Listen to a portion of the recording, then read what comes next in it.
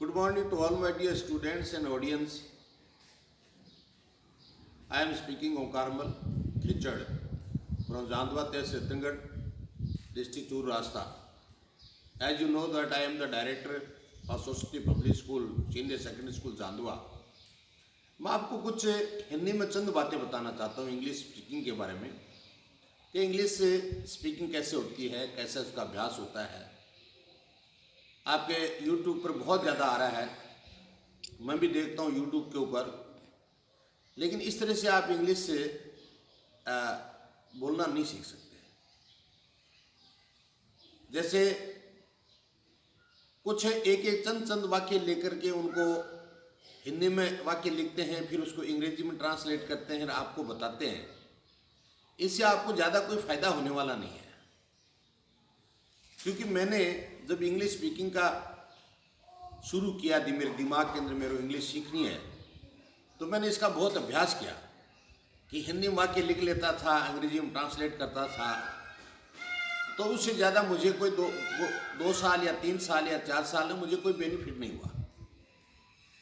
फिर अपनी थ्योरी को मैंने चेंज किया कि हिंदी में अगर हम ट्रांसलेट करके इंग्लिश में लिखेंगे तो इंग्लिश का जो पेपर अपीयर करेंगे, जो इंग्लिश का स्टूडेंट बनेंगे, तो पहले वो हिंदी में सोचेगा, फिर इंग्लिश में ट्रांसलेट करेगा, तो वो तो अपना पेपर ही नहीं कर पाएगा। जो 3.25 घंटा का पेपर मिलता है इंग्लिश का, या इंग्लिश मीडियम के बच्चे साइंस और मैथ और सोशल साइंस या साइंस से ये सब्जेक्ट इंग्लिश में लिखते हैं सारे के सारे, तो एक ही वाक्य लिख करके और हिंदी में सोच के इंग्लिश में ट्रांसलेट करके वो 3.25 घंटा में 35 क्वेश्चन नहीं कर सकते वो। तो ये मेथड आपका हिंदी टू इंग्लिश है, वो सही नहीं है।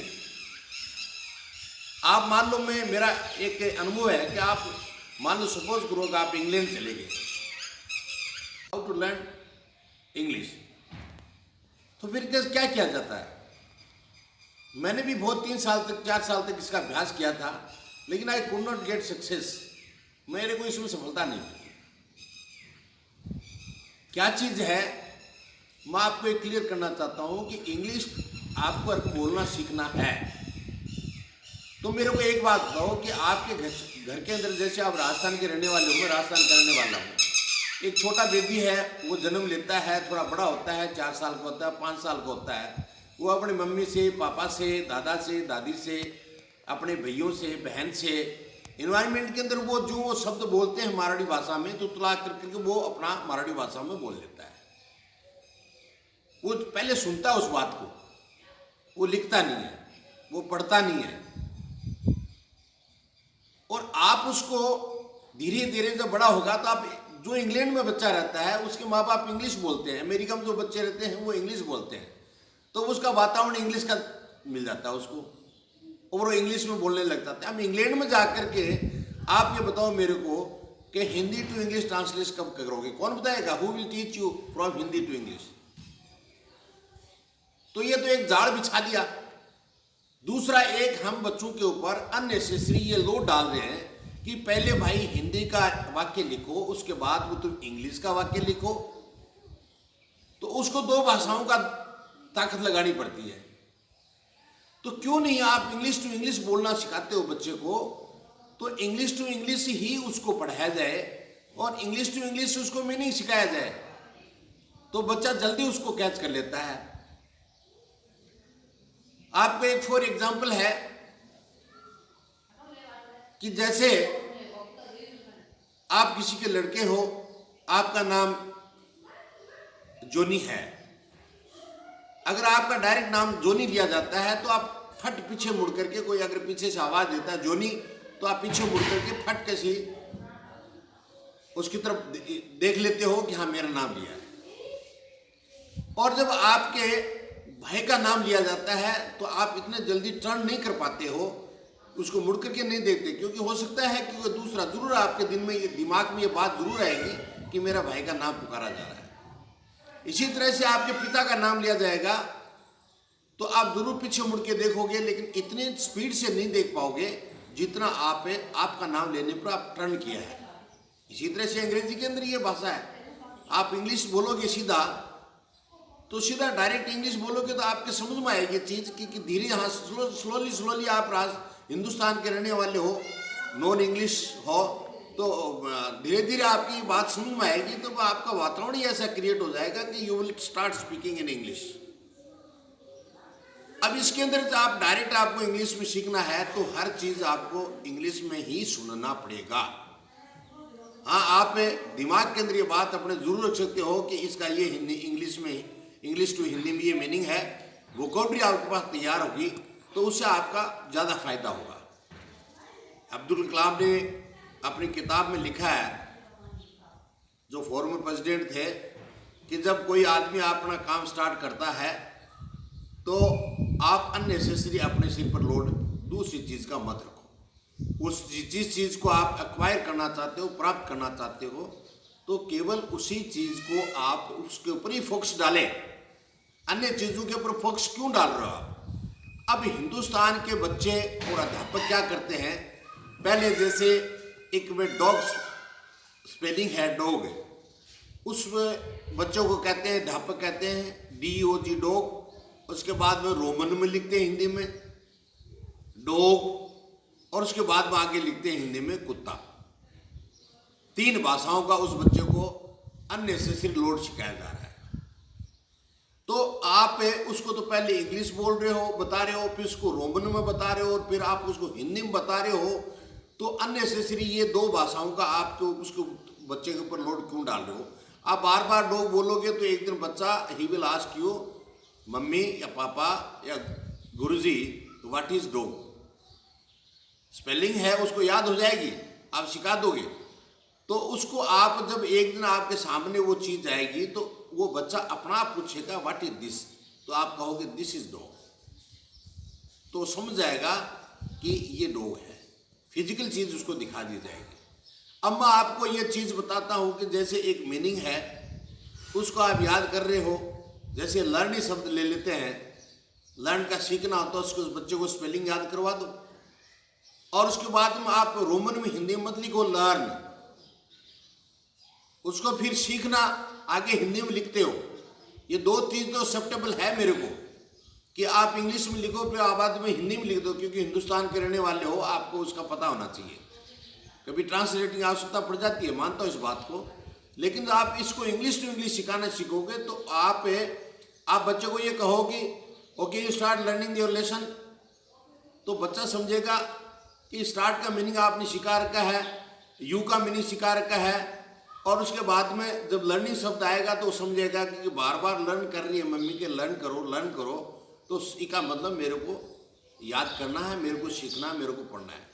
तो दोस्तों, मैं आपको ये बताना चाहता हूँ कि आप ज़्यादा इस चीज़ में चक्कर मत पड़ें, और आपको बाई लैंग्वेज बढ़िया बात है कि एक आदमी को ज़्यादा से ज़्यादा लैंग्वेज आए तो उसकी पर्सनैलिटी निखार आता है, लेकिन आप इस चीज़ को भूल जाए कि आप हिंदी सीख करके और अंग्रेजी में ट्रांसलेट करके आप इतना क्विक फास्ट इंग्लिश बोल सकते हो, इट इज़ क्वाइट इम्पॉसिबल।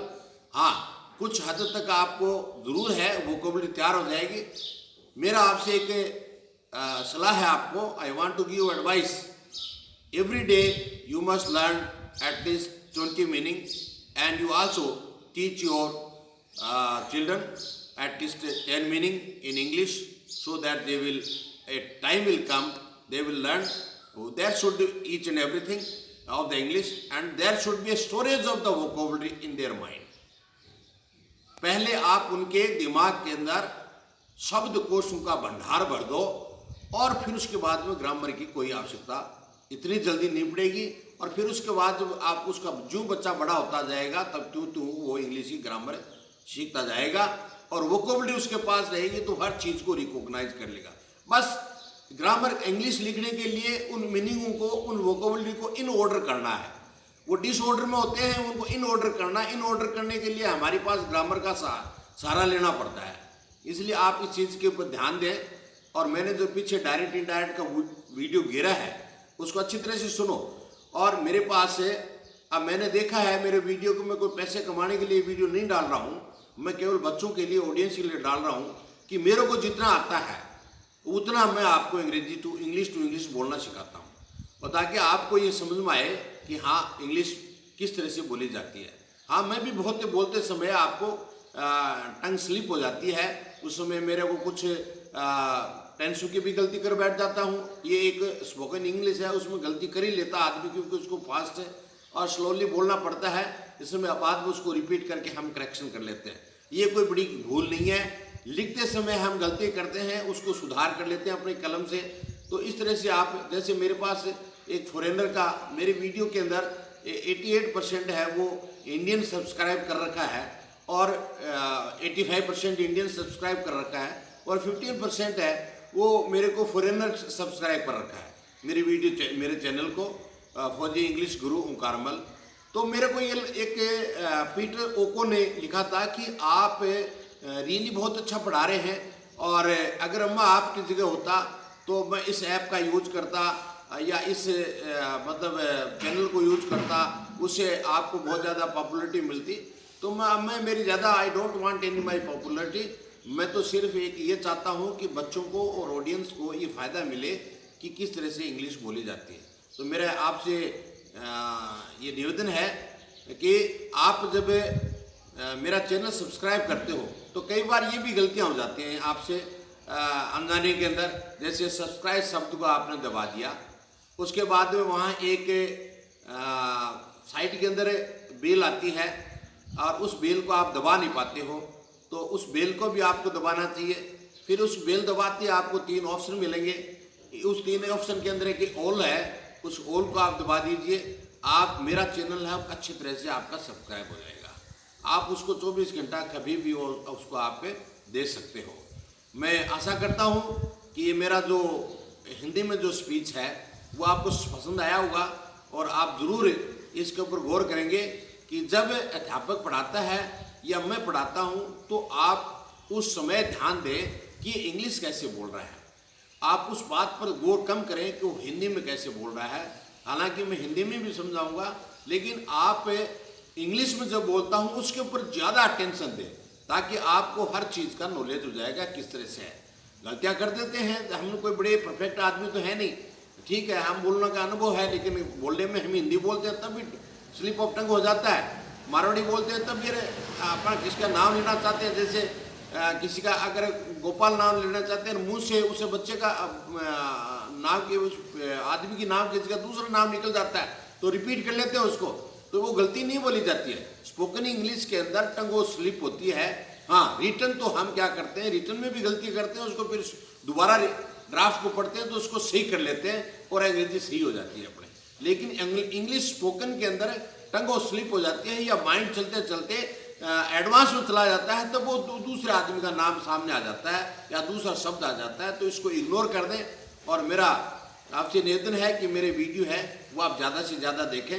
और अब आपको लॉकडाउन है कंट्री, इसके अंदर बहुत ज़्यादा फायदा है और इससे आपको बहुत ज़्यादा बेनिफिट होगा, आपका टॉपिक कंप्लीट हो जाए। Okay, thank you.